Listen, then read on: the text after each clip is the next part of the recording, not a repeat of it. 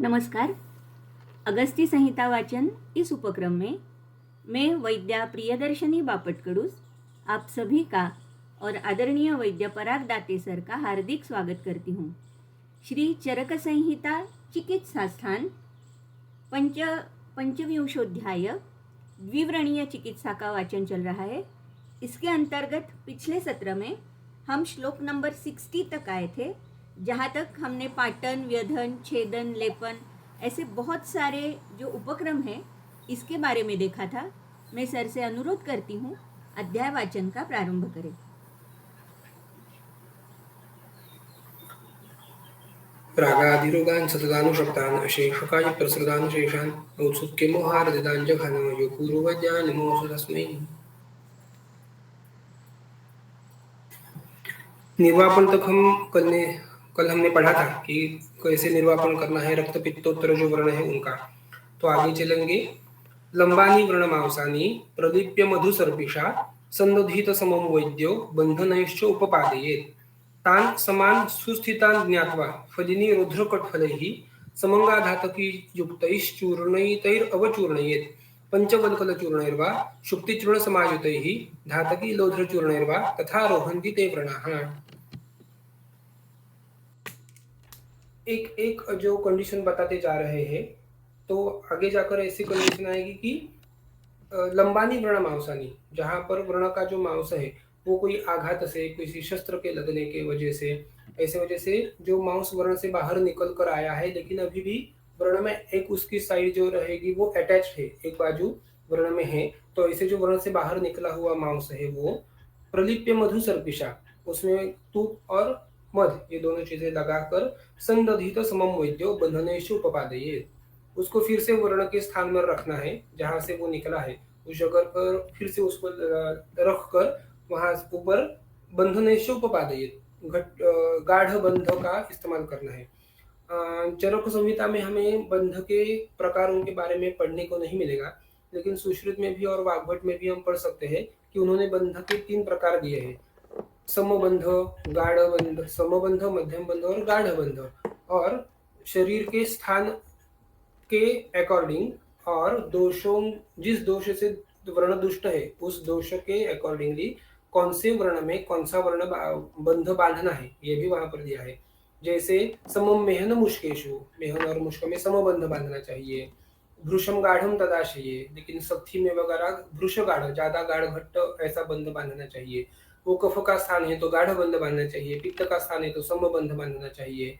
ग्रीष्म ऋतु है तो गाढ़ बंध जहां पर बोले हैं उस स्थान में भी हमें समबंध बांधना चाहिए। ऐसे तो वो डिटेलिंग हम वहां से देख सकते हैं कि कौन से स्थान पर बंध बांधना है, कौन से दोष से युक्त हुए व्रण में हमें बांधना है और कौन से ऋतु में कौन सा बंध बांधना है। तो ये तीनों चीजें ध्यान में रखकर ऐसा जो वर्ण मांस जो बाहर निकल आया है उसको उसके जगह फिर से रखकर, वो रखने से पहले उसमें मधु और सर्पी इसका लेप लगाना है।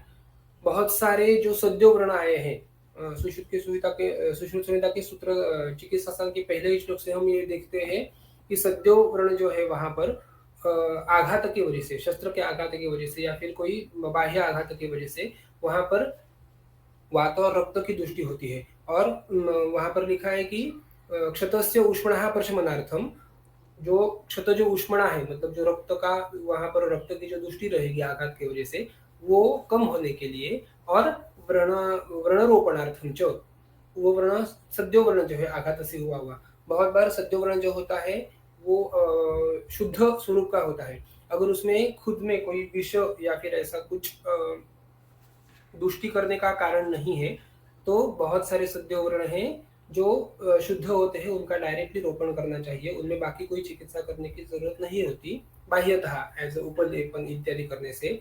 तो वहां पर हम मधु और सर्पी ये जो मिश्रण है वो सद्य वर्ण में इस्तेमाल कर सकते हैं वहां पर, और उसका लेप करने से जो क्षतज उष्मणा है वो उस रक्त का शमन हो जाता है, वात का शमन हो जाता है अच्छे से, जो कुछ वहां पर आघात से दृष्टि हुए उसकी, और व्रण भरने में आसानी रही थी। तो ऐसे व्रण में ये चीज हम बाहर बाकी सभी जगह पर भी इस्तेमाल कर सकते हैं जी। जहां जहां पर हमें सद्यो वर्ण दिखाई देता है, सद्यो वर्ण पता चलता है, तो वहां हम जो है वो मधु और घृत इसका प्रयोग कर सकते हैं। बहुत बार होता है कि हमें सद्योवर्ण के लिए कोई तो तेल या फिर कोई तो क्रीम, कोई तो ऑइंटमेंट या फिर ऐसे कुछ लगाने की पहले से आदत होती है। हम हल्दी लगाते हैं वहाँ पर या फिर घी लगाते हैं, तो ये पता है। लेकिन सद्योवर्ण में रोपण करने के लिए सबसे अच्छा कॉम्बिनेशन ये आया है जो मधु और घृत है। सुश्रुत संहिता में मधु और घृत इस योग पर कुछ अलग उन्होंने खुद के विचार भी रखे हैं। जैसे मधु और घृत ये जो संयोग है, ये संयोग का फल अलग से रहता है। ये संयोग शुभ है। ये जो मधु घृत का संयोग है, ये रसायन काम करने वाला है। बहुत सारे रसायन कल्प जो हम लेते हैं, तो उसका सेवन भी हमें मधु और घृत इस संयोग के साथ करने के लिए बोला है। हम पढ़ भी सकते हैं। बहुत सारे रसायन योग है। अपना जो सबको पता है वो च्यवनप्राश, उसमें भी मधु और घृत ये दोनों चीजें हैं। बाकी सारी चीजें भी है, लेकिन इस संयोग को सुश्रुत संहिता ने ज्यादा हाईलाइट किया है। सद्योवर्ण के तौर पर तो उसको ज्यादा हाईलाइट होना ही होना है। लेकिन ये बात भी हमें ध्यान रखनी है कि अगर हमारे पास ऐसे कोई काटने, जिससे कुछ अभी भी हाथ में कुछ काट गया हो, जैसे कुछ छिला हो छुरी वगैरह लेके, तो उसमें पहले लगाने के लिए है मधु और घृत। सद्योवर्ण की ये पहली चिकित्सा रहेगी। हल्दी लगाते हैं ये तो एक तो बात सही है, लेकिन हरिद्रा हम आगे जाकर देखेंगे। जो हमें शोधन और आरोपण ऐसे करने के लिए जो कुछ द्रव्य है, जो कुछ कषाय या फिर प्रलेपन, आलेपन, ऐसे अलग अलग चीजें मिलती है, तो हरिद्रा है वो बेसिकली शोधन करने वाली है। तो जरूरी है हमें कि सद्योवर्ण अगर वो शुद्ध हो तो वहां पर शोधन करने की और जरूरत नहीं होती। तो हरिद्रा शोधन करने के लिए, लेकिन सिर्फ रोपण करना है तो उसमें मधु और घृत ये हमें लगाना है। तो ये लगाकर वो उसका बंध फिर से बांधना चाहिए। तान समान सुस्थितान ज्ञात्वा फलिनी रोध्र कटफले ही।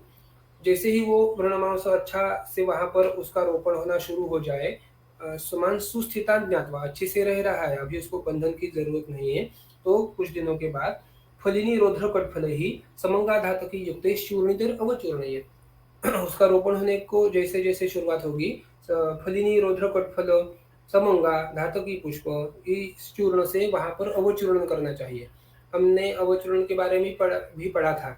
अगर जो व्रण समतल सम मांस ऐसे है, मतलब मांस का जो कुछ उसमें लॉस हुआ था, मांस स्नायु सिरा ये सभी उसमें से जो क्षय हुआ था वो अच्छे से भरकर आया है, और अभी उस पर सिर्फ त्वचा आना बाकी है।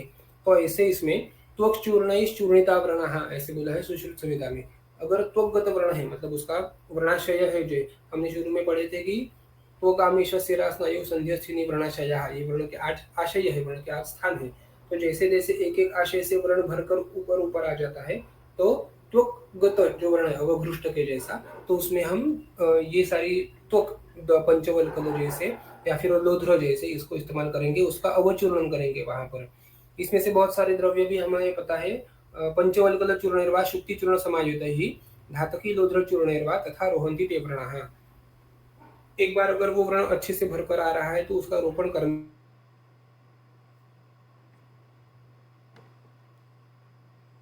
तो बहुत सारे कषाय रस के द्रव्य है। समंगा का बहुत अच्छा इस्तेमाल वहां पर हो जाता है। समंगा का मतलब है लज्जालु, जिसका स्वभाव भी हमें पता है। जिन चीजों का ग्रंथ में साक्षात उल्लेख है, ऐसी चीजें तो हमें इस्तेमाल करनी ही करनी है।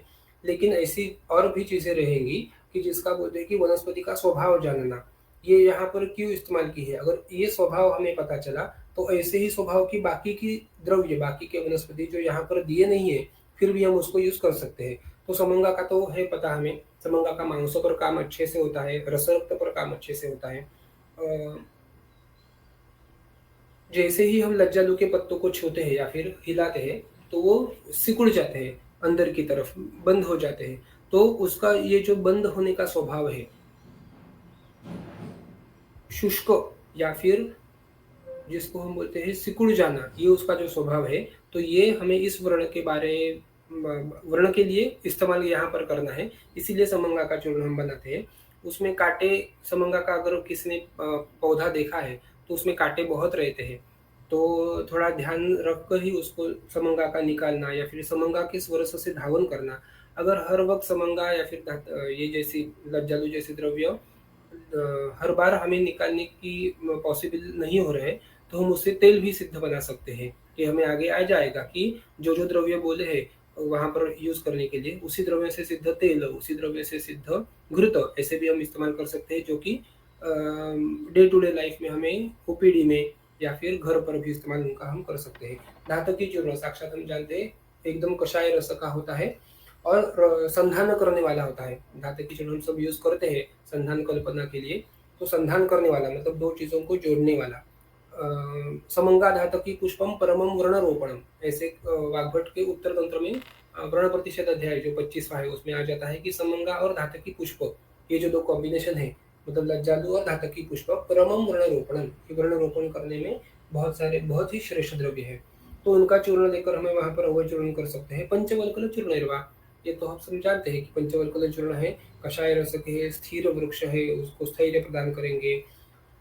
वर्ण में जो नई त्वचा मांस या फिर स्नायु अंदर के उनमें से रही हुई सिरा, उनमें से अलग अलग आने वाली कलाएं, तो ये सभी चीजों का जैसे ही वो वर्ण हम रोपण करने के लिए शुरुआत करते हैं या फिर वर्ण का शोधन करने के लिए हम शुरुआत करते हैं, जैसे जैसे पाक बनकर या फिर पूय बनकर या फिर शस्त्र कर्म से हम इन चीजों को हटा देते हैं या फिर ये पहले वो वर्ण से हट जाती है, तो जरूरी है कि उनका पुनर्निर्माण भी वैसे का वैसे ही हो और वो वर्ण अच्छे से भर कर आए। सिर्फ वहां पर नई स्किन आना ये वर्ण का अच्छा रोपण करने वाला कोई लक्षण नहीं है। तो यहाँ पर नई पेशी बनने के लिए, नए स्नायु बनने के लिए, नई सिराएं बनने के लिए, नई त्वचा बनने के लिए, नए रोम बनने के लिए जरूरी है कि नया बनाना या फिर नया बनाना ये जो काम है ये शुक्र धातु का है, हम जानते हैं। तो ऐसे वर्ण में हमें शुक्र धातु का भी थोड़ा सा ध्यान में रखकर चिकित्सा करनी पड़ेगी। ये पंचवल्कल वगैरह ये जो वृक्ष है जिनको हम क्षीरी वृक्ष बोलते हैं, तो ये संभव तो है ही, लेकिन उनका जो क्षीर है वो शुक्र ल बोला है, शुक्र को बढ़ाने वाला बोला है।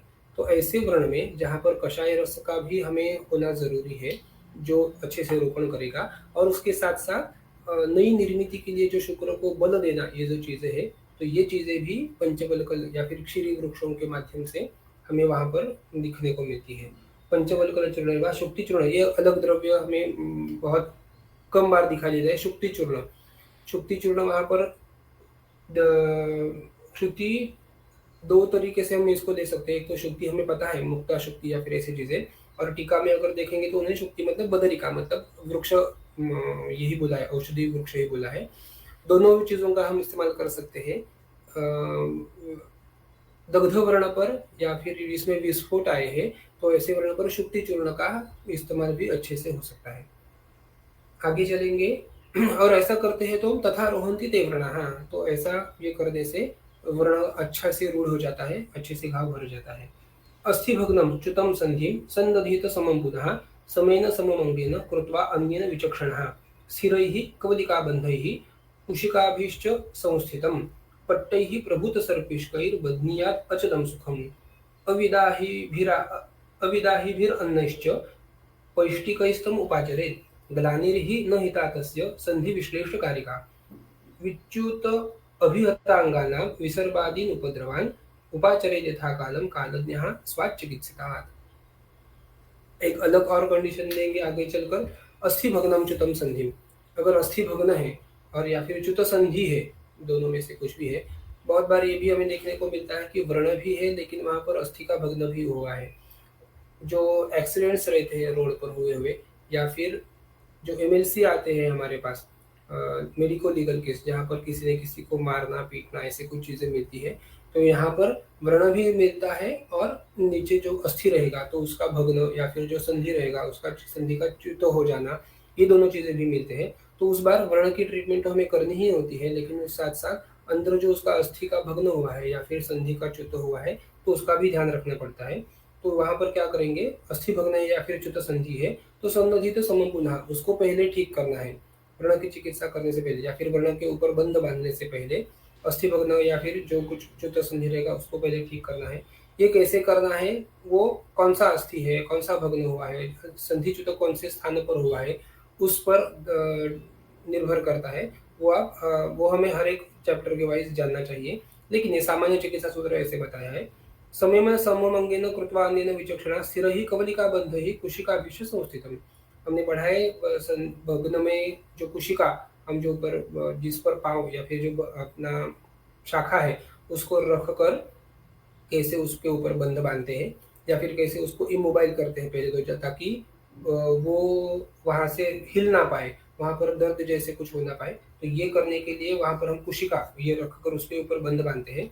समय में समम अंगेन, अच्छे से रखकर बाद में ऊपर कुशिकाभीश्च संस्थितम, कुशिका में उसको रखकर पट्टे ही प्रभुत सर्पिष्कैः बध्नीयात् अचलं सुखम, वहाँ पर जो पट्ट बांधना है, उसके ऊपर जो बंध लगाना है, वो प्रभुत सर्पीभिर, वहाँ पर ज़्यादा सर्पी, ज़्यादा घृत इस्तेमाल करके बध्नीयात् अचलम, ऐसे उसको बांधना है कि वो हिल ना सके अपने जगह से, लेकिन प्रभुत सर्पीभिर ऐसे बांधकर उसको हमने बंध बांधना है।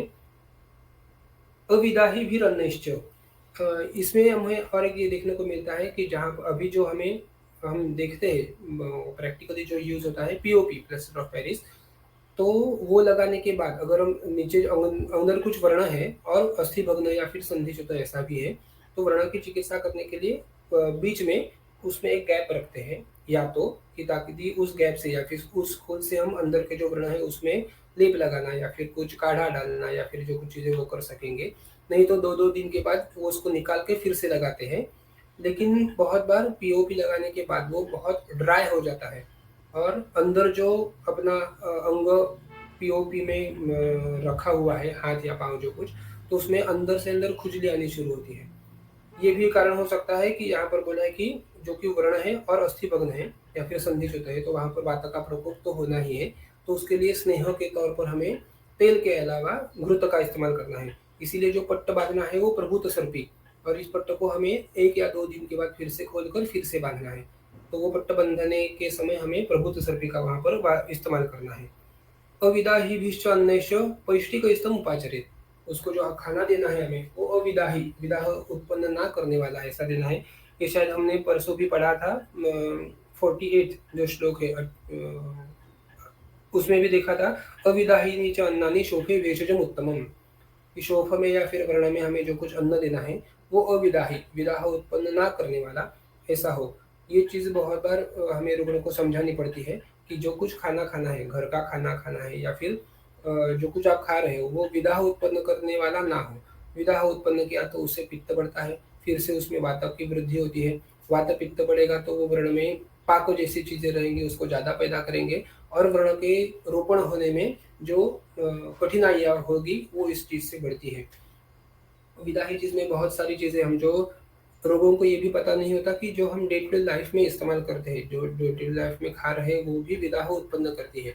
जैसे कि बहुत सारे लोगों को ज़्यादा तीखा खाने की आदत होती है, गरम मसाला ज़्यादा खाने की आदत होती है, या फिर मीठा खाने वाले भी बहुत ज़्यादा मीठा खाते हैं, या फिर संयोग विरुद्ध जिनको हम बोलते हैं, दूध के साथ किसी चीज़ों का खाना, खाने के बाद दूध का पीना, जैसे रात को सोते वक़्त दूध का पीना, खाना खाने के बाद दूध के साथ कुछ मिलाना, दूध में मिलाकर कुछ खाना। तो सिर्फ़ गरम चीज़ें, गरम मसाला या फिर जो जिस पर हमेशा सभी लोग बोलते हैं, फ़ास्ट फूड, जंक फूड, बाहर का खाना, तो ज़रूरी नहीं है कि हर वक़्त उसी से विदा या फिर उसी से दोषों की उत्पत्ति हो रही हो।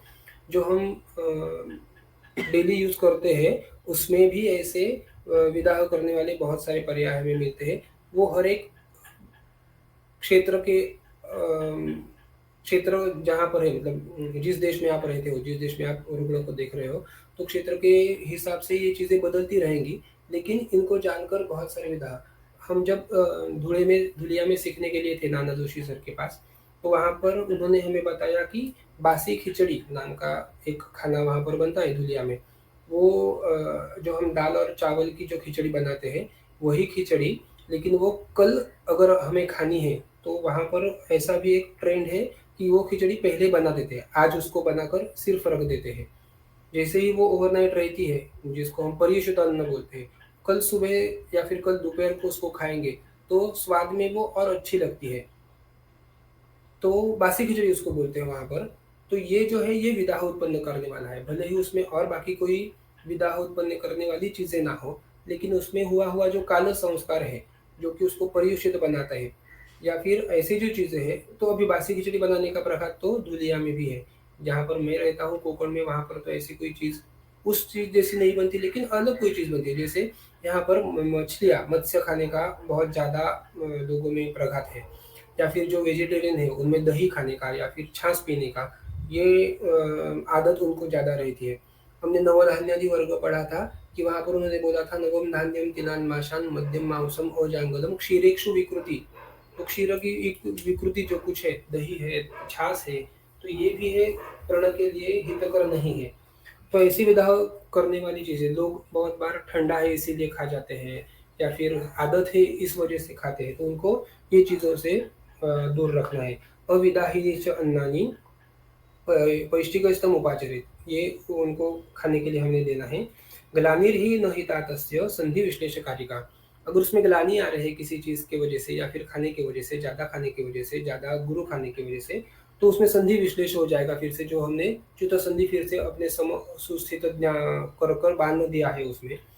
तो ये जानने की ज़रूरत है, उसमें जो कफ का आवरण रहेगा, वात का उस पर होल्ड रहेगा, वो कम हो जाएगा, इसीलिए उसमें ग्लानि ना आए, इस तरह का उसको खाना खिलाना चाहिए।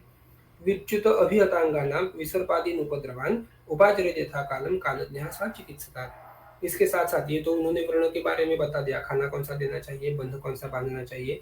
लेकिन होता ऐसा भी है कि बहुत बार ऐसी अवस्थाओं में जहाँ पर विच्युत अभिहत अंग ऐसे जो है अभिहत अंग विसर्पादीन उपद्रवान्, हमने पिछली बार पढ़े थे 30वें श्लोक में, 29वें श्लोक में विसर्प पक्षाघातस्य स्थिरास्तंभो अपतानकः मोह उन्माद व्रणरुजः ज्वरस्तुष्णानुग्रहः काशशरीरतिसारो हिक्काश्वासस्तवेपथु षोडशो उपद्रवा। तो इसमें से उपद्रव से युक्त भी व्रण उसमें हो सकता है। तो विसर्पादीन उपद्रवान ऐसे बोला है उन्होंने वाग्भट में, और हमें एक विसर्प का एक अलग टाइप देखने को मिलता है, क्षतज विसर्प करके, जो बाकी के संहिताओं में हमें नहीं मिलता।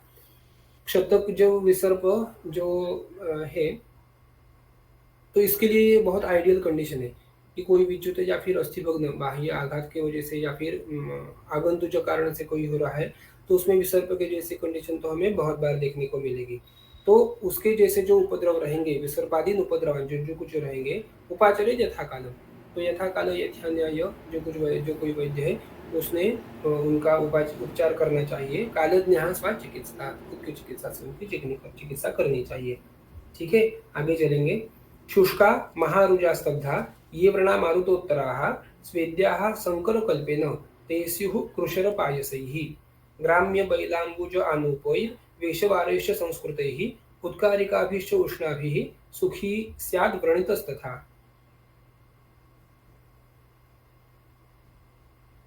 स्वेदन के उपक्रम के स्वेदन का उपक्रम यहाँ पर दिया है उन्होंने कि शुष्क कैसा हुआ, महारुजः, ये चीजें पढ़कर ही हम जान सकते हैं कि ये जो व्रण है वो मारुतोत्तर मतलब वात प्रधान है। शुष्क है लेकिन उसमें वेदना भी है। स्तब्धा, स्तब्ध है मतलब उनमें और कोई पूय होना, व्रण यहाँ और बाजुओं में फैलना, ये चीजें नहीं हो रही, स्तब्ध है, एक ही जगह पर है। ये व्रणा मारुतोत्तराः, ये ऐसे वात प्रधान वर्णों में स्वेद्याः संकर कल्पेन, वहाँ पर हमें संकर कल्प, स्वेद के अनेक प्रकार हमें चरक संहिता में पढ़े हैं कि उसमें से जो संकर कल्प पिंड स्वेद जैसे जो कोई चीजें हम करते हैं, वैसे इस चीजों से उसका स्वेदन करना चाहिए। या फिर कृशर पायस ही, कृशर पायस ये लेकर खिचड़ी जैसे बनाते हैं, मतलब पिंड स्वेद का ही जो प्रकार रहेगा वैसे ही। पायस मतलब दूध के इस्तेमाल कर से हम उसको कर सकते हैं।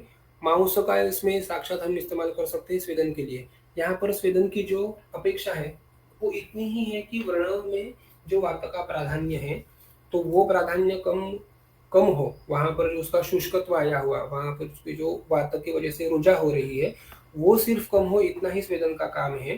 स्वेदन ज़्यादा हो रहा है या फिर कोई तीक्ष्ण द्रव्यों से हम उसका स्वेदन करेंगे तो वात का प्रकोप भी हो सकता है और व्रण में पाकावस्था जैसी या फिर दाहादिक लक्षण है वो बढ़ जाते हैं।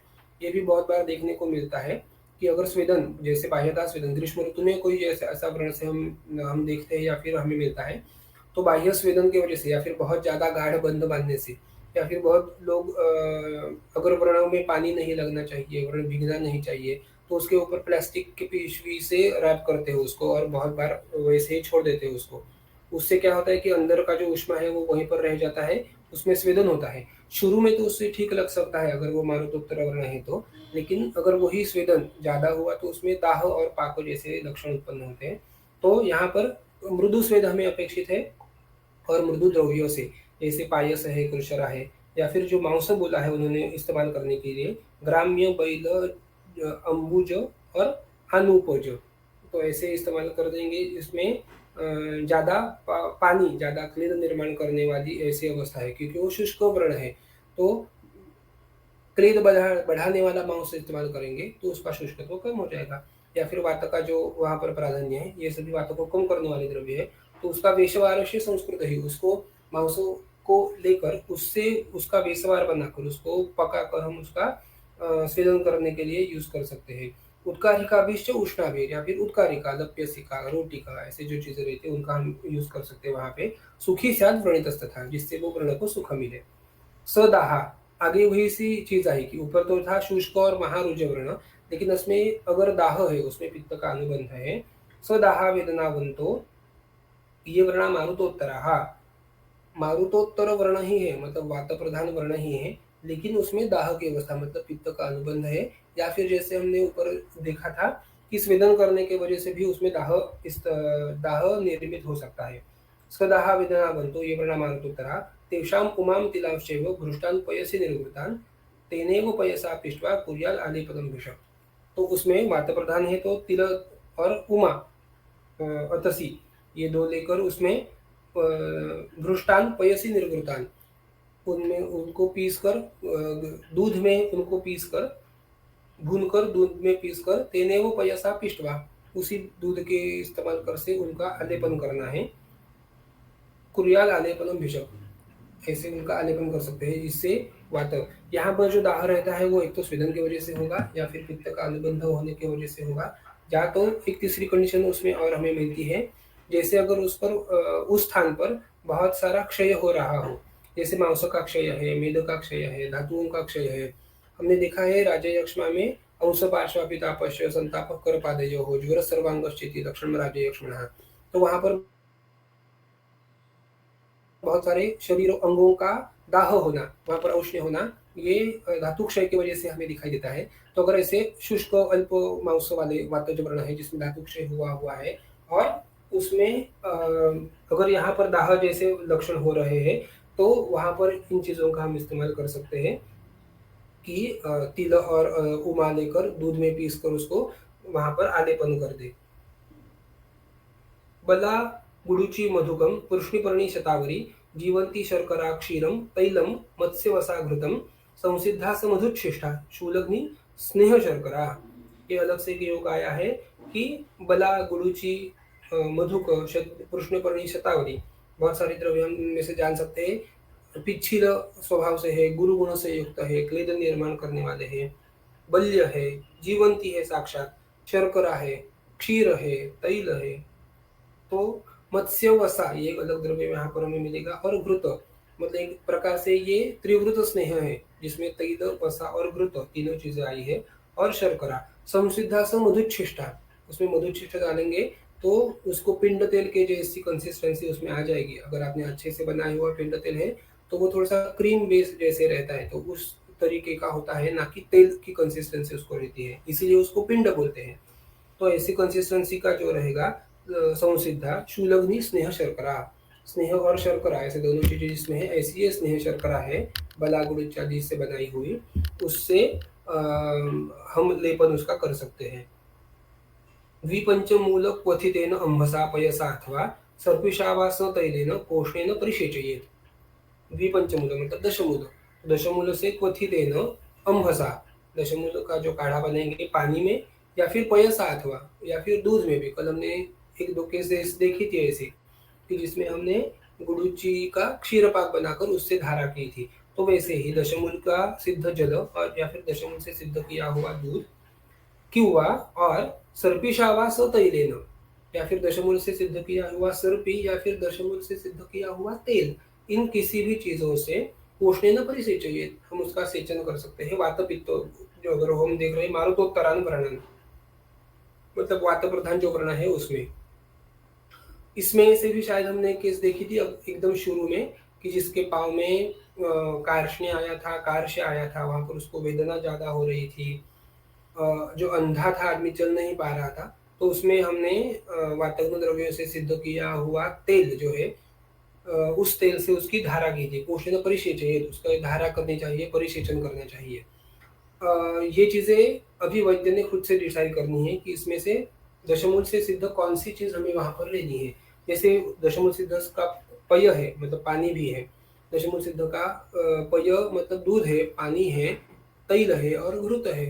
अगर वात-पित्त जो कंडीशन ज़्यादा रहेगी, तो वहाँ पर हमें दशमूल सिद्ध दूध ज़्यादा इस्तेमाल करेंगे। अगर कोथ जैसी कोई चीज़ वहाँ पर ज़्यादा होती रहेगी, तो दशमूल सिद्ध जल का इस्तेमाल करेंगे, जो कि पाचन करेगा।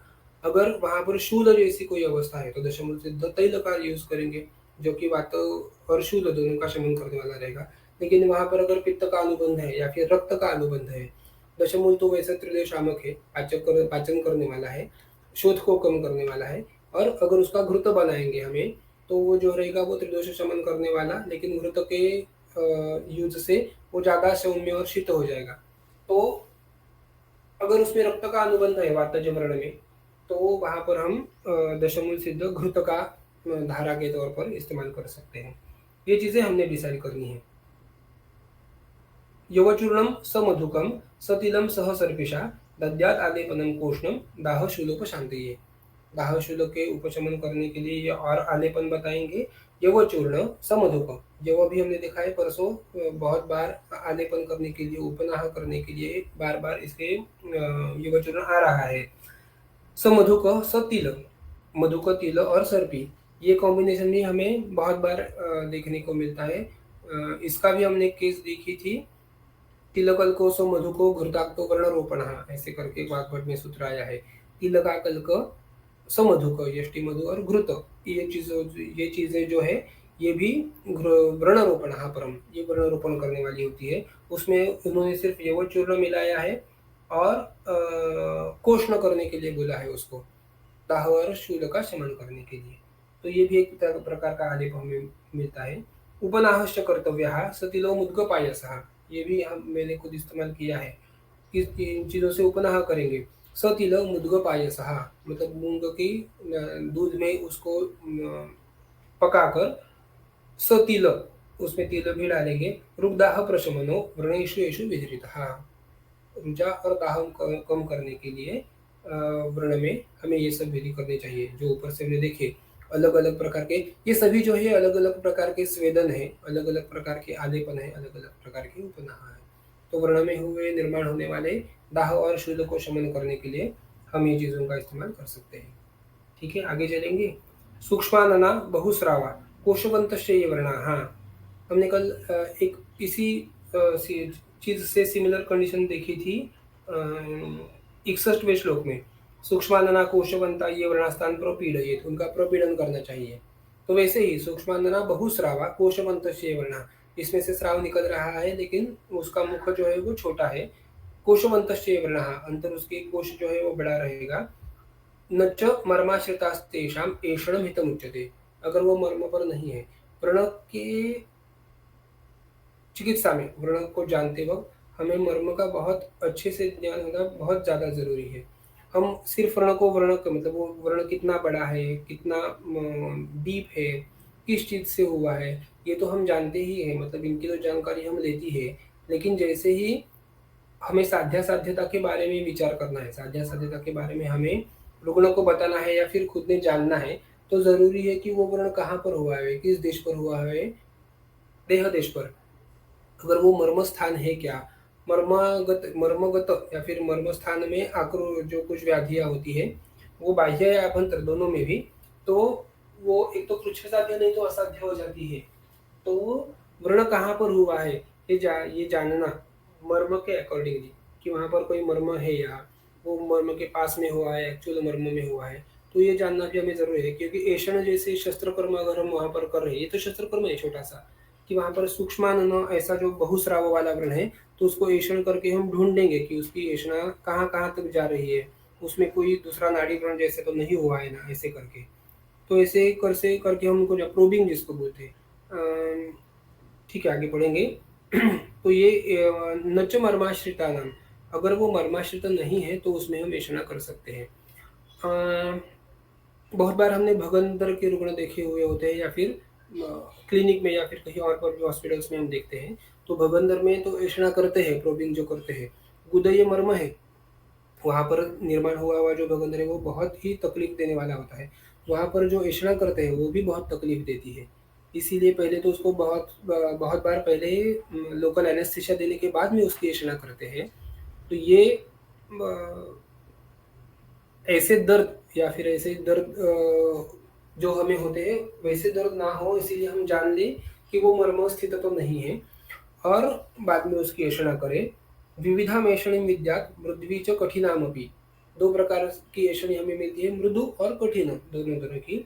औद्भिदैर्मृदुभिर्नालैर् लोहानां वा शलाकया गंभीरे मांसले देशे पाट्यं लोहशलाकया एष्यं विद्याद्वर्णं नालैर् विपरीतम अतोभिषम्। औद्भिद मृदुभिर्नालैः, मतलब औद्भिद म्हणजे औद्भिद मतलब वृक्ष।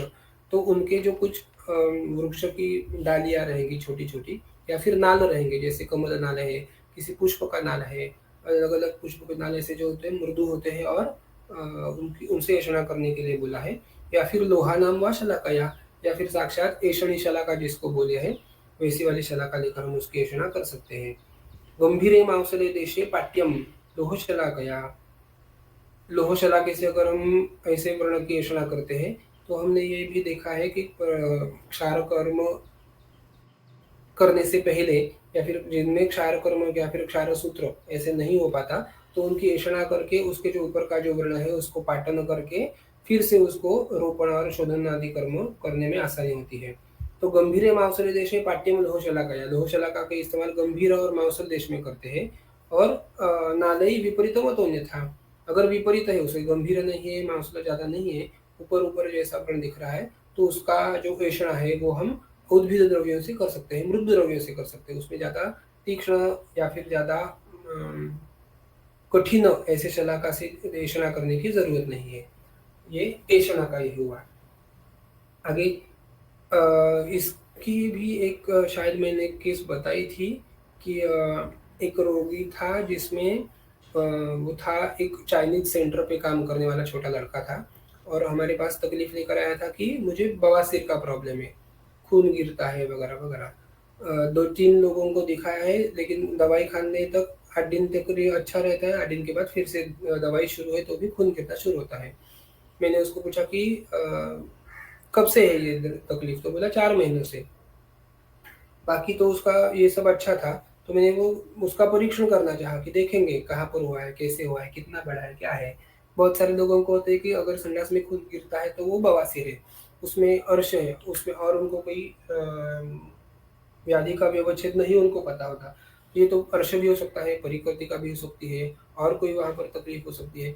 जैसे ही उसको हमने परीक्षण किया तो वहाँ पर अर्श भी नहीं था और परिकृतिका भी नहीं थी। तो मैं थोड़ा-सा हैरान हो कि नहीं आपको क्या हुआ है बोल के, आप मुझे एग्ज़ैक्टली लोकेशन दिखाइए आपको कहाँ पर क्या हो रहा है। तो उसने गुदा के बाजू में थोड़ा-सा मुझे वो चीज़ दिखा जहाँ पर उसने हाथ रखा कि यहाँ से मुझे ज़्यादा तकलीफ होती है, लेकिन खून तो गिरता है। तो जैसे हमने उसको देखा वहाँ पर कोशवंत वर्ण ऐसे दिख रहा था, थोड़ा-सा एकदम स्राव आ रहा था उसमें से, और कोशवंत वर्ण था वहाँ पर, और उसके उसके अंदर कुछ जैसे कुछ फँसा हुआ हो ऐसा लग रहा था। तो सिर्फ़ फ़ोर्सेप्स से उसकी थोड़ी-सी ऐंठना करके जैसे ही हमने वो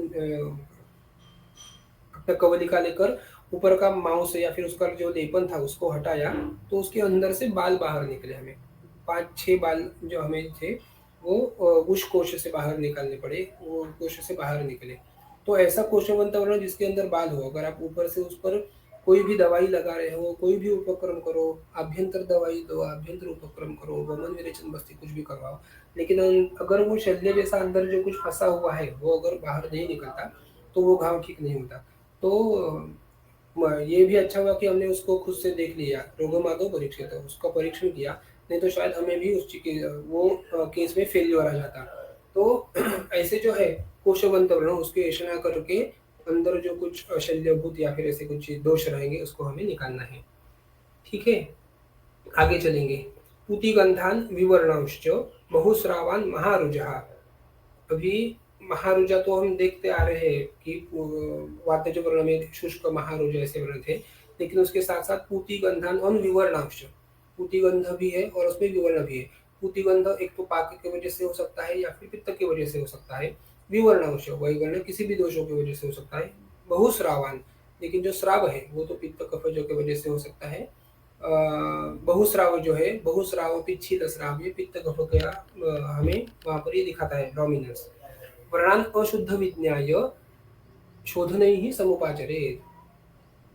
तो ऐसे जो वर्ण है, बुद्धि गंध आने वाले विवर्ण है, जो इसमें रुजा है, स्राव है, ये जो वर्ण है सभी वो शुद्ध नहीं है, अशुद्ध वर्ण है।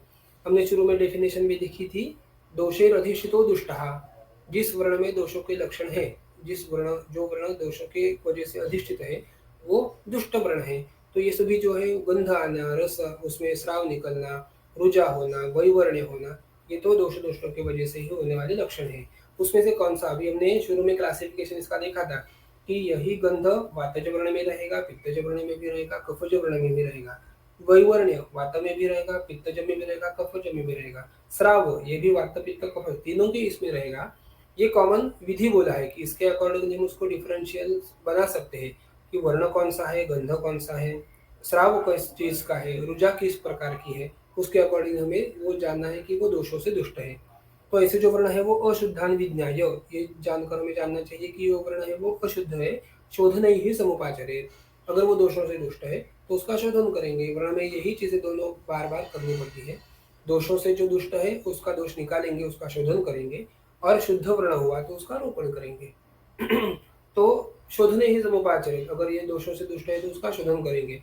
तो शोधन के लिए क्या क्या यूज कर सकते हैं, त्रिफला सबसे फेमस और सबका पसंदीदा द्रव्य, खदिरः दार्वी, न्यग्रोधादिर्बलाकुशः, निम्बकोलकपत्राणि,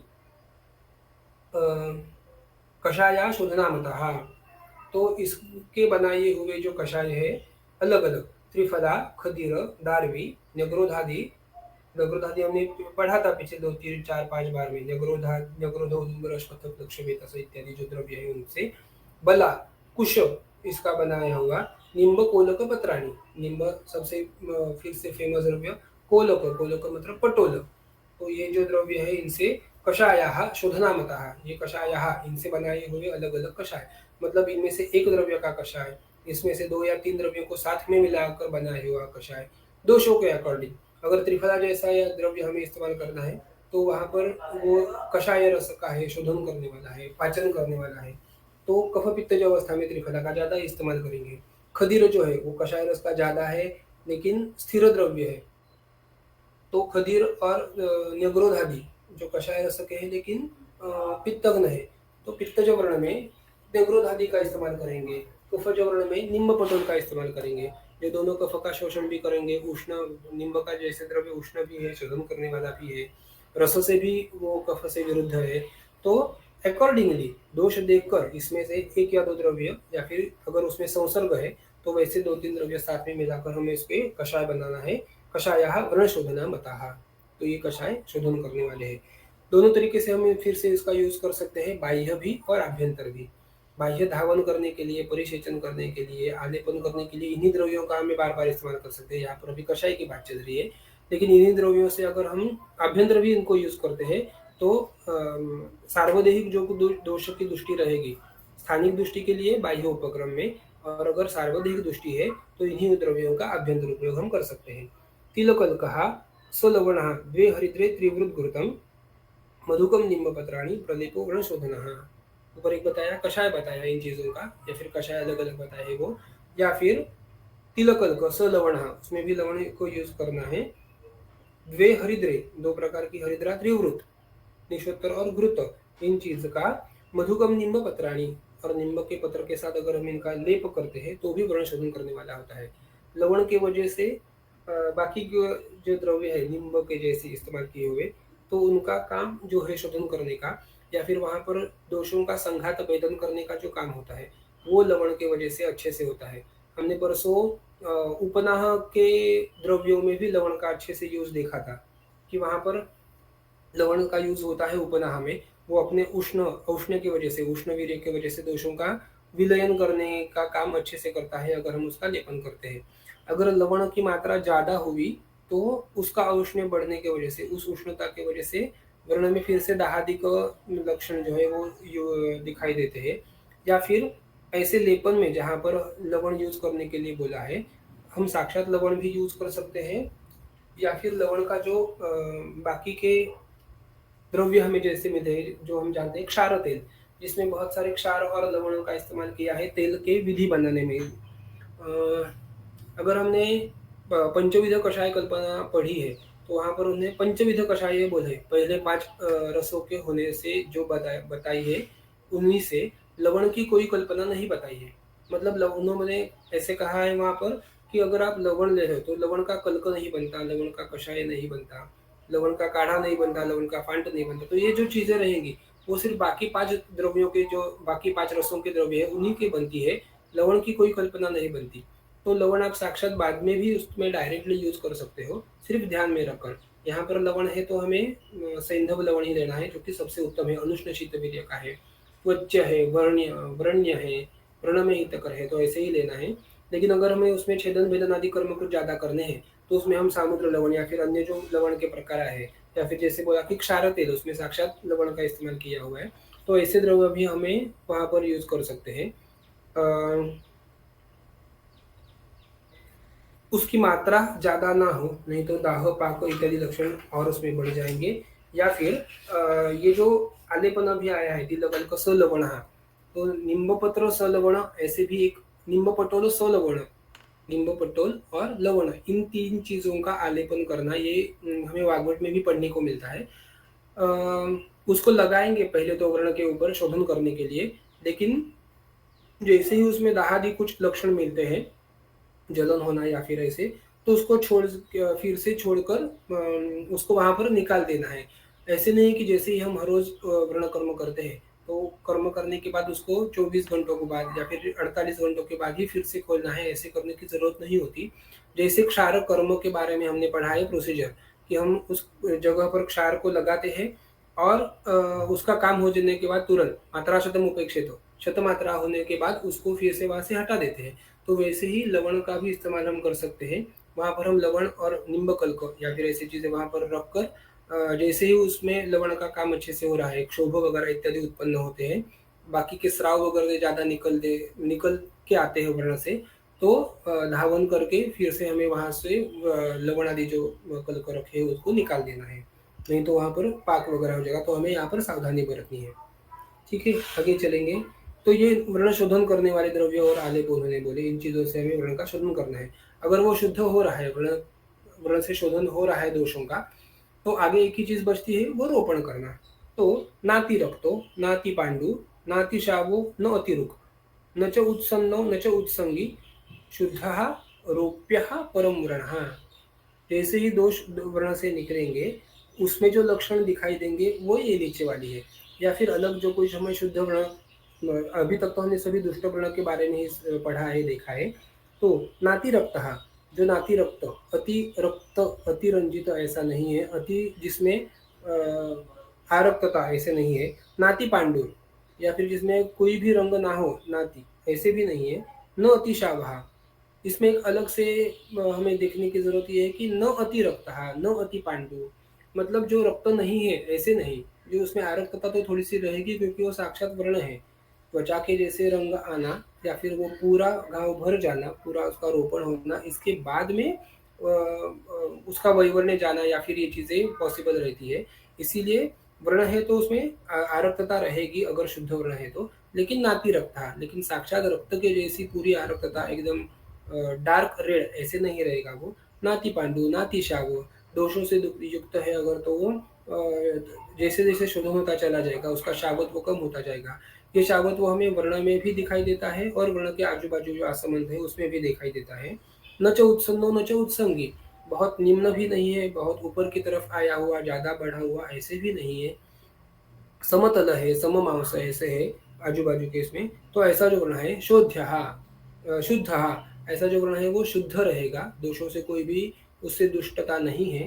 रोप्य परम वर्ण, और वो रोप्य, उसमें रोपण करने वाला, परम, अभी तक जो हमने देखे थे वो दोषों से दुष्ट थे, तो उसमें किन में शोधन करना था, कषाय लेना था, लेप लगाने थे, आलेप लगाना था, तो ये सभी इन चीज़ों से। लेकिन जो नाति रक्त, नाति पांडु, नाति शाव, नाति ये नाति रुक, न चो अति रुक, ये भी हमें ध्यान रखेंगे कि बाकी के वर्ण में ये चीज़ बहुत बार देखने को मिलती है कि बाकी सारे लक्षण तो होते हैं कि नहीं भी होते, लेकिन ऊर्जा बहुत ज़्यादा होती है, तो वहाँ पर वात का डोमिनेंस रहता है और अगर वहाँ पर उस वात का हमने शमन नहीं किया, धारा, लेपन वगैरह ऐसे करके, तो बाद में वो व्रण थोड़ा-सा बढ़ता चला जाता है। तो ऐसे होने वाला नातिरोग, ये सभी जिसमें ज़्यादा इन चीज़ों से जो ज़्यादा तकलीफ देने वाली नहीं है, वो शुद्धः व्रणः, तो वर्ण है वो शुद्ध है और हमें उसका रोपण करना चाहिए। तो आगे जाकर उसी के बारे में बताएँगे कि किन चीज़ों का हम कैसे रोपण करेंगे। न्यग्रोध उदुम्बर अश्वत्थ कदम्ब प्लक्षवेतसः करवीर अर्ककुटजाः कषाया व्रणरोपणाः। ऊपर शोधन कषाय बताए उन्होंने अलग-अलग चीज़ों से बनाए हुए, तो वैसे ही यहाँ पर अभी फिर से न्यग्रोध आदि हमें जो फिर से बार-बार जो पढ़ रहे हैं हमें, कषाय रस का है, शुक्र ऊपर काम करने वाला है, स्तंभन करने वाला है, रोपण करने वाला है, पित्त का शमन करने वाला है। तो नगरोध उदुम्बर अश्वत्थ कदम्ब प्लक्षवेतसः, प्लक्ष करके भी एक जो आती है बहुत बार न्यग्रोध या फिर उदुम्बर के साथ-साथ हमें दिखाई देती है वो वनस्पति, उसका भी यूज़ हम कर सकते हैं।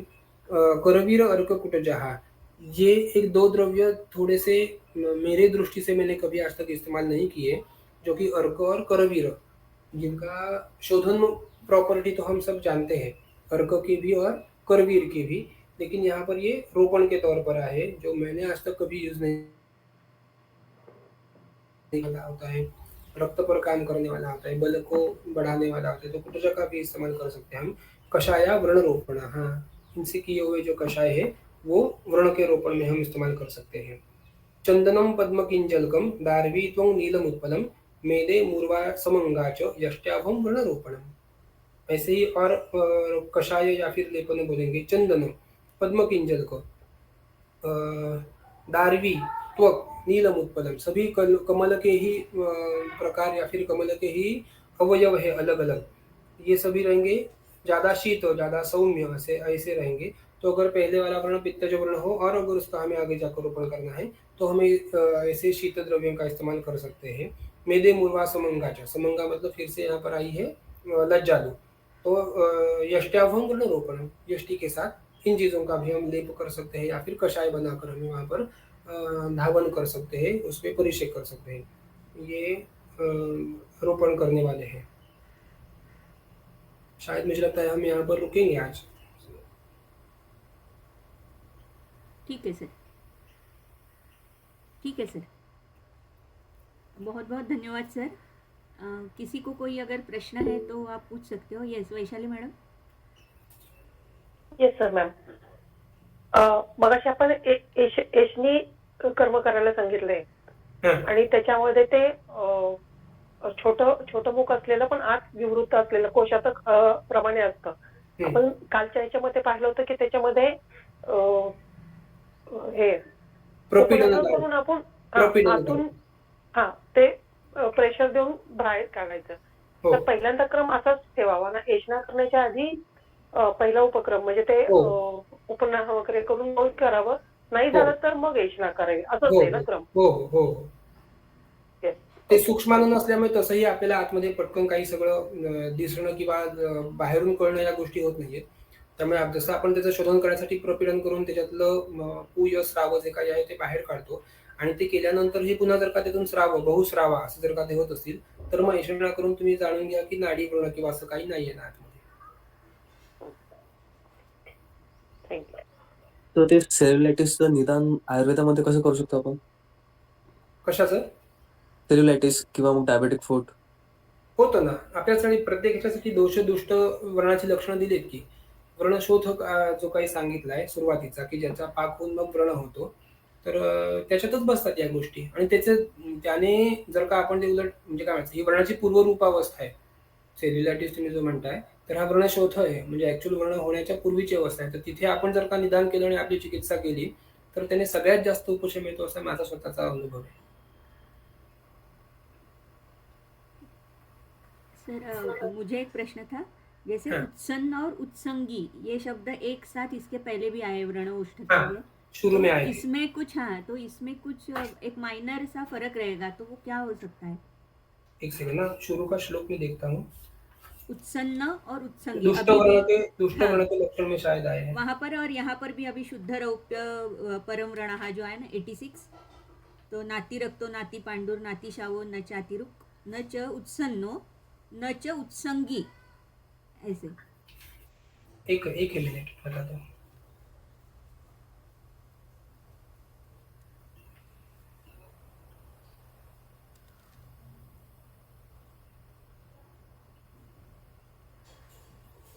अ, 20वें श्लोक में हम देखते हैं उसको, जहां पर विंशति वर्ण बोले हैं दुष्ट होने वाले जो, ऐसे तो वहां पर है उत्सन्न और उत्संगी, ऐसे जो है वर्ण, तो इनके विपरीत भी हमें जानना है कि वो दुष्ट वर्ण या फिर अनेक प्रकार के विंशति वर्ण है।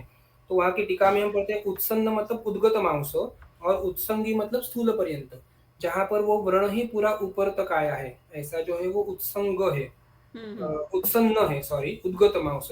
और उत्संगी मतलब स्थूल पर्यंत, उसकी जो वर्ण के ओष्ठ है वो वृक्ष और मोटे मोटे बन जाते हैं। इसका एक फोटो रहेगा मेरे पास, मैं आपको कल के लेक्चर में दिखाता हूँ। वो वर्ण ओष्ठ है वो साक्षात ऐसे मोटे मोटे बन जाते हैं। अच्छा, हाँ, क्योंकि वो ये, हाँ, क्योंकि इसका थोड़ा सा अगर आप फोटो आपके पास है ना तो वो ज्यादा समझ में आएगा। यहाँ पर टीका में तो वो लिखा है नहीं, ऐसा नहीं है, लेकिन उसका एग्जैक्ट मीनिंग सामने नहीं आ रहा है। उत्सन्न मतलब वो पूरा वर्ण मांस है वो ऊपर की तरफ बढ़ा है, हमने कल भी एक फोटो देखा हाँ था। हाँ, वो देखा था। हाँ फ्लावर की तरह जो हाँ, पैर का था। हाँ तो उसका उच्च मांस का अवसाधन करने के लिए बोला है, उसको शोधन करके या फिर कफज वर्ण की चिकित्सा करके उसका अवसाधन करना है। हाँ। लेकिन जो उत्संगी है वो वर्ण मांस हमें छेदन करने के लिए बोला है, क्योंकि वो सिर्फ ओष्ठ में बढ़ा हुआ मांस है, ना कि पूरे वर्ण में। ओके, ठीक है, फिर भी मला अगर वाटतं सर फोटो तुम्ही है तो आप नेक्स्ट लेक्चर में प्लीज दिखाइए। जी बिल्कुल। यस यस, माने मॅडम। मला वाटतं सर तुम्ही फर्स्ट लेक्चर मध्ये उत्संगी माणूस वरण होता त्याला अग्निकर्म केलं होतं कडांना, आणि मग कडांना. त्यानंतर तो भरला होता, तोच बरोबर. उत्संगी ना? हो हो, तो उत्संगी वर्ण ज्याच्यामध्ये ओष्ठ फक्त जाड आहेत किंवा हो. वृक्ष आहेत असे, आणि ह्याच्या आणि आधी काल त्याच्यावरच तुम्ही अग्निकर्म केलं होतं। हो बरोबर, तेच ना, उत्संगी मांसाचं छेदन करायला चालेल, छेदन करणं किंवा अग्निकर्माने काढून टाकणं। नमस्ते सर। त्याचा अर्थ अजून एकच मिनिट, उत्संगी मांस वरण असतो ना त्याच्या कडा खूप जाड होऊन मोठ्या झाल्यामुळे त्यावर उचलल्या जातात, पर्यायाने व्रणाचा मधला भाग आहे तो खाली खेचला राहतो किंवा जवळ येतो। प्रोट्रुडेड। हो, येस। हॅलो, बोलू का? हा बोला ना। सर, आपण पाहतो काही पेशंट मध्ये, म्हणजे माझ्या ओळखीच्या एका पेशंट मध्ये तिथं ते जे अंगठ्याचं नख आहे ना त्या आतमध्ये चाललंय, म्हणजे तिला हिस्ट्री अशी आहे की एक डायबेटिक आहे त्या 55 वर्षाच्या वगैरे, आणि जवळपास 21-22 वर्षापासून आहे त्यांना, म्हणजे जे पण काही इन्फर्टिलिटीचा प्रॉब्लेम होत झालेला, 1 वर्षापूर्वी त्यांच्या त्या अंगठ्यावरती हे डबा पडला, ते निमित्त झालं, आणि ती जी जखम आहे ती बऱ्यापैकी म्हणजे येते जाते अशा टाईप मध्ये, काही अँटीबायोटिक घेतलं किंवा ड्रेसिंग केलं की तेवढं ठीक होतं, आणि नंतर ते परत दिसून येत, आणि त्या आता असं झालं की त्या अंगठ्याचं जे नख आहे ते त्या बाजूला असं आतमध्ये जाऊन असं वळतंय असं काहीतरी, मग त्यांनी ते त्याचं परत आता शस्त्रकर्म केलं, तर हे उत्संगामध्येच येऊ शकतं ना हा जो आहे प्रकार, आणि मग इथं अग्निकर्म वगैरे करता येईल का जलोकावचरण? जलौकावचरण जास्त मला तिथे वाटेल, तिथे उत्संग म्हणण्यापेक्षा आघाताची हिस्ट्री एक आहे, तुम्ही म्हणताय तसं की वर्ण काहीतरी पडलंय असं म्हणून, आणि साक्षात जर का तिथे नखाचीच काही विकृती असेल तर ते नख शल्यभूत होतं तिथे। हो तसंच। हा, सशल्य असलेला कुठचाच वर्ण हा दुष्ट असतो, तो कधीच रोपण होत नाही त्याचं। नाही, ते काढून टाकलं होतं त्यांनी त्या शल्य डॉक्टरांनी, काढणं हाच एक पण उपाय ते आहे तरी तिथला। पण अजून ती जखम भरली नाहीये। बरोबर, एक आपण सुरुवातीला बघितलं होतं, दोष दुष्ट असे जे काही वर्ण असतात किंवा दीर्घकालानुबंधश्च विद्यात दुष्ट वर्णाकृती, नुसतं दीर्घकालाचा अनुबंध असणं हेच मुळात दुष्टवर्णाचंच लक्षण आहे। त्यामुळे इथे रोपण करणं अपेक्षितच नाही, इथे तुम्ही तर शोधनच करा त्याचं, मग ते स्थानिक शोधन असेल किंवा सार्वधिक शोधन असेल, शोधन झाल्यानंतर तो वर्ण आपोआप भरून येईल। जलोकावचरण करून मग नंतर जलौका करू शकतो। हो हो, जलौका पट्टबंधन म्हणजे पुराणघृत वगैरे हो चालेल ना। कारण ते दोन्ही कामं करतं, पण ते चांगलं मिळालं पाहिजे। पुराण म्हणजे ती व्याधी व्रणशोधन रोपण दोन्ही कामं पुराणघृताने होतात। नाही, ते मीच केलेलं आहे पुराणघृत माझ्याकडे आहे। ते कमीत कमी 10 वर्षाचं आपल्याला असणं अपेक्षित आहे। हो हो हो ठीक आहे, थँक्यू. ओके. बहुत बहुत धन्यवाद सर, जितने सारे प्रश्न थे हेलो आपने बहुत ही हेलो समर्पक उसके उत्तर दिए. मॅडम फिर एक भी एक कोई एक, प्रश्न हाँ विचार ठीक है ठीक है. हां मॅडम सर ते धमासा आणि लज्जावळचं कॉम्बिनेशन होतं ना सर, मग त्याविषयी धमासा नाही, Dhataki Dhataki okay okay Dhataki sorry मंगा सर धातकी मग पुष्पम. हां हा, हां धातकी त्याचं कॉम्बिनेशन सांगता येईल का सर? त्याचं कॉम्बिनेशनचं म्हणजे अजून विस्तार म्हणजे काय तुम्ही वापरलंय का काय असं म्हणजे? त्याचं तेल करून वापरतो, रोपण तेल करतो. लज्जालू आणि धातकी पुष्प याचा काढा आणि कल्क असं तयार करून त्याचं तेल सिद्ध करायचं आणि ते रोपण तेल म्हणून वापरायचं साक्षात रोपण करायला. ओके. हा. सर लज्जावळचं सर मार्केटमध्ये कुठले अवेलेबल आहे ना, स्वतःला आपल्याला बऱ्यापैकी ते तयार करावंच लागतं ना म्हणजे लज्जावळचं. मार्केटमध्ये नाही, म्हणजे माझा स्वतःचा अभ्यास नाही तसा काही. मी स्वतःच तयार करतो, त्यामुळे मार्केटपर्यंत कधी पोहोचलो नाही खरं सांगायचं तर. Okay okay sir, thank you sir. Yes, शायद अभी और प्रश्न नहीं है. एक मिनट. हाँ नहीं है, नहीं है सर, और प्रश्न नहीं है. तो आज के लिए हम यहीं पर रुक रहे हैं. फिर से एक बार धन्यवाद. फिर मिलेंगे नेक्स्ट मंडे को. ओके.